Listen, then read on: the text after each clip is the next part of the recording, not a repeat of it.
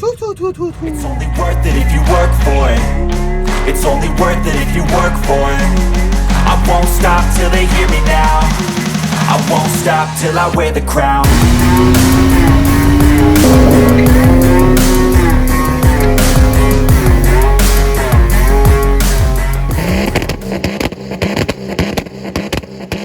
Hello and welcome back to another video. Thank you for tuning in. So in last week's episode you saw that we got started on installing the new standalone engine management for the M104 Turbo W203. I managed to get all the wiring done up in the engine bay except for one wire that I forgot, but we'll get to that here in a second. And then when you look on the inside, I got everything connected up. It looks like a mess, but hey, it worked.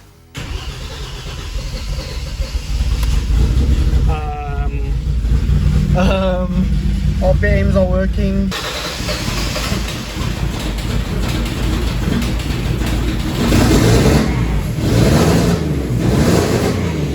After basically rebuilding the whole car from the engine mounts to fixing the blown head gasket, adding a head spacer for more boost, I really didn't expect the car to fire up that easily. However, the victory was short-lived because we have one hell of an oil leak. I have an idea on what it might be, but let's get the car jacked up and we'll see what we find down there. Before I jack up the car, I would like to mention that back when I built the whole front end of the car, I did mention at some point that I would like to get a center jacking point for it. But unfortunately, with everything going on in the front of the car, we didn't have any space for that. So this is how I need to jack up the car now.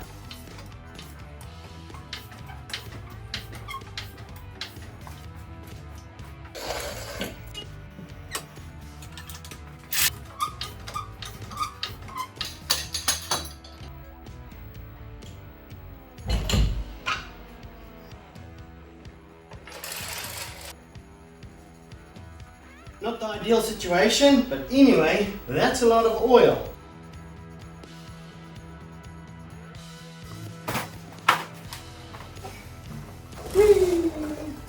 Okay, so yeah, just as I thought, it's wet over here on the starter wire. There's a bit of oil, and then when you look in there, there's a turbo feed line. When you look closely, the fittings are dry.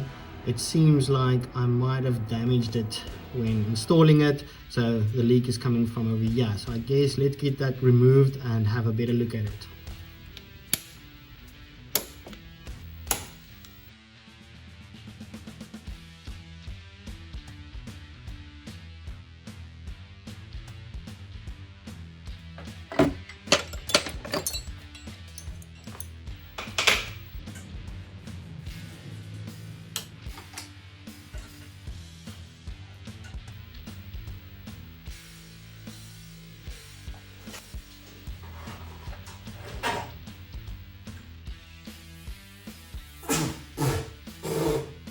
Yummy.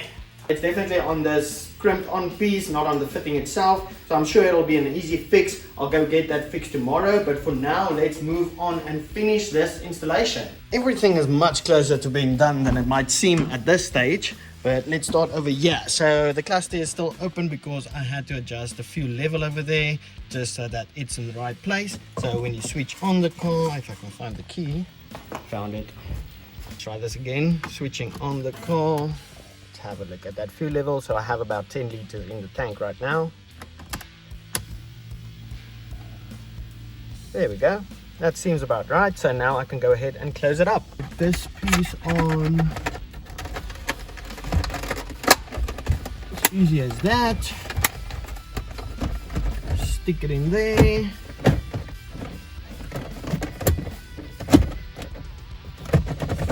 Final piece. Perfect. Now that we have that ready to go, we can move on to the center console. So because I started the car and we saw that we have oil pressure, I saw that this thing does not have any leaks, so we can go ahead and get that back in there. Just have a positive and negative 12 volt for the two lights. We have the oil pressure line going into the gauge, and then over on this gauge, the boost gauge, we have a vacuum line. Let's get that back in there to make sure everything is good.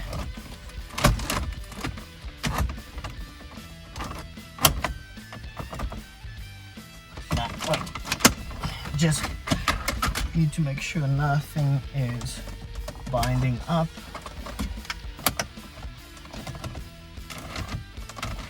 Perfect. Now for this piece, slide that in there, get the shifter on there, tighten it up over there, and click it into place. Good to go. One more thing very much worth mentioning while we're still in the driver's seat is that launch control or the flat foot shift button. Trying to get me in this little tight space and with the camera trying to film for you guys is pretty much impossible. So I went ahead and just got the button installed over there. So there was a little stopper that used to just stop the clutch when you press on it. When you depress the clutch pedal fully, it activates the launch control, and then as soon as you start to release it, it'll deactivate. But getting that little button in exactly the right spot when you press the pedal and whatever, it took me a while, but it's done, and I think it's pretty much perfect. Like I said before, that button was just over here in the center console and I had to grab it with my hand, but that wasn't a very consistent way of launching the car, because the time between you releasing the button and you releasing the clutch is very important. To understand that all a bit better, you can check out this video over here. Launch control just on a button, I still need to get it on the clutch.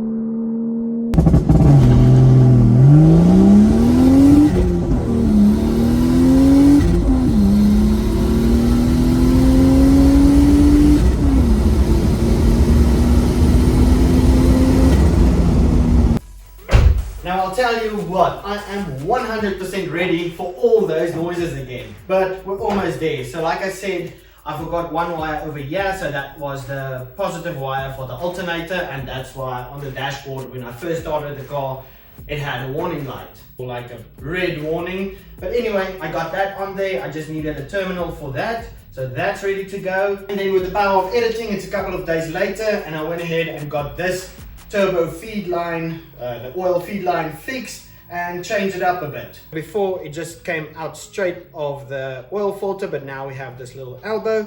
So let's get that back in there and then we'll fire up the car again. This time hopefully without any issues, get it up to operating temperature and then wait for it to cool down so that we can re-torque or just check over the head bolts, and then finally get this piece painted because it's all scratched up from just all the work going on around that, and then finally finish up the wiring inside and then be done with the PowerMods standalone ECU. And just like that, we have the feed line back on there.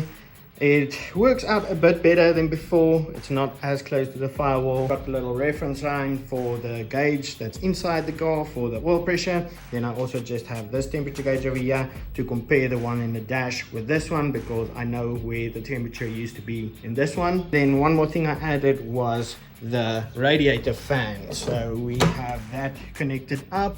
So this relay is going to be for the ECU and the fuel pump to turn that on and off as soon as you turn on the ignition. And this relay over here is going to be for the radiator fan. Just something to keep in mind when wiring up the radiator fan. So the radiator fan requires a 12-volt signal to switch it on. The PowerMods standalone ECU sends out a negative signal to switch on the fan. So just keep that in mind when wiring up your ECU, but we can test it by just grounding it out like the ECU would if it turns it on.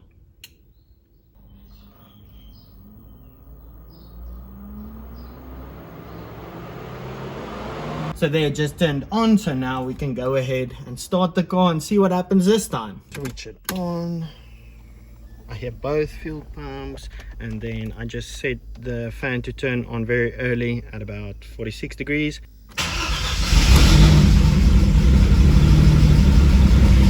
Okay.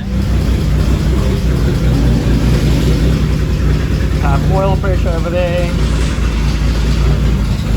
Check for leaks.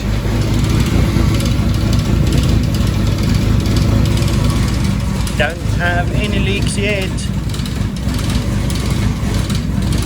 Wonder what's that noise.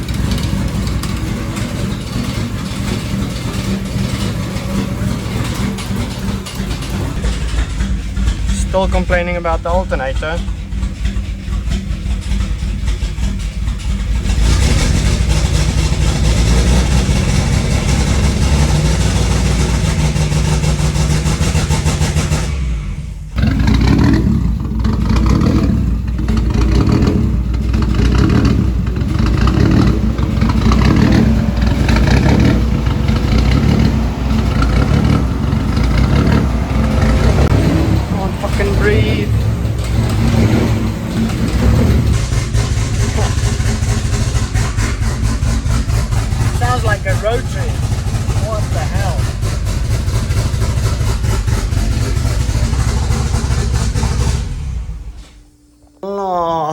smoke. But yeah, I don't know. I would say that in the beginning it was running just a little bit rich, but I managed to tone down the fueling and got it to idle and rev up a couple of times.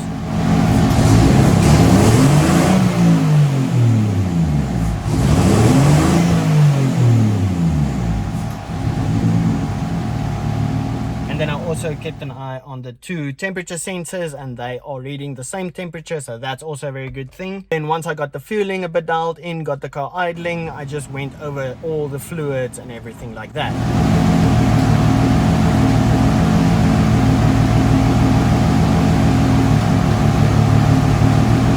While we wait for this hunk of metal to cool down so that we can retorque those head bolts, we can go ahead on the inside and finally finish this mess. Alright, that's already looking a lot better. I got the glove box back, cleaned up the wiring a bit, but let me show you probably the best part of this. I left some slack in the wiring, so you just take this, get it in there, just like that. And we never have to see it again because I just ran the cable through the glove box, so you can just plug your laptop in over there. It's long enough so that it reaches everywhere you want it to. Perfect. Now let's retorque those head bolts. So I just got the valve cover removed because I'm going to give that a fresh coat of paint finally, and then we'll check these at 120 Newton meters.